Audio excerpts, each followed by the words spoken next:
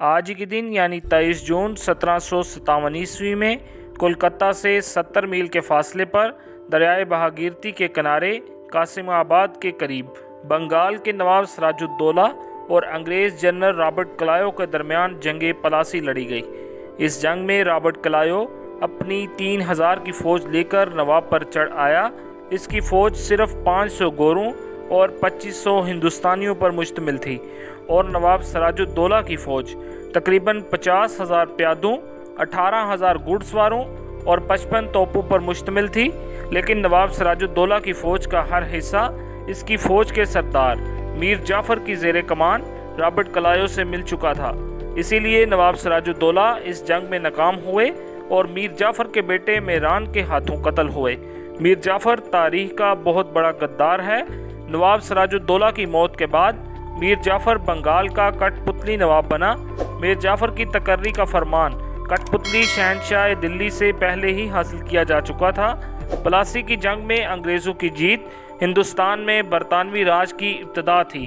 مورخین لکھتے ہیں کہ پلاسی کی جنگ تو وہ لڑائی تھی جو لڑی ہی نہیں گئی تھی۔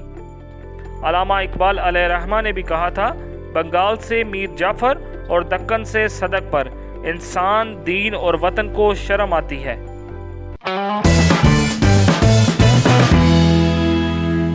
آج کے دن 1616 عیسوی میں مغل شہزادے شاہ شجاع کی پیدائش ہوئی۔ شاہ شجاع مغل شہنشاہ شاہ جہاں اور ممتاز محل کا دوسرا بیٹا تھا۔ شاہ شجاع بنگال، بہار اور اڈیشہ کے گورنر تھے اور ان کا دارالحکومت ڈھاکہ تھا جو اب بنگلہ دیش کا حصہ ہے۔ ستمبر 1657 میں شاہ جہاں کی علالت کے بعد تمام بھائیوں میں اقتدار کا بحران پیدا ہوا اور شاہ جہاں کے چاروں بیٹوں دارالشکوہ، شاہ شجاع، اورنگزیب اور مراد بخش کے درمیان تخت نشین ہونے کے لیے جدوجہد شروع ہوئی۔ نومبر 1657 عیسوی میں شاہ شجاع نے شہنشاہ کا تاج پہن لیا اور شاہی لقب استعمال کیا۔ جب بھائیوں میں لڑائی شروع ہوئی تو دارا کو شاہ شجاع نے شکست دی، پھر اورنگزیب نے بھی 2 بار دارا کو شکست دی۔ اورنگزیب نے دارا کو بدعت کے الزام میں پھانسی دی۔ اورنگزیب شاہ جہاں کو معزول کر کر تخت پر بیٹھ گیا، لیکن شاہ شجاع نے اورنگزیب کے خلاف جنگ جاری رکھی، لیکن شاہ شجاع کو شکست ہوئی۔ شاہ شجاع نے تخت حاصل کرنے کا عزم کیا اور بار بار اورنگزیب سے ٹکراتا رہا۔ بالآخر شاہ شجاع پکڑا گیا اور 7 فروری 1661 عیسوی کو اسے پھانسی دے دی گئی۔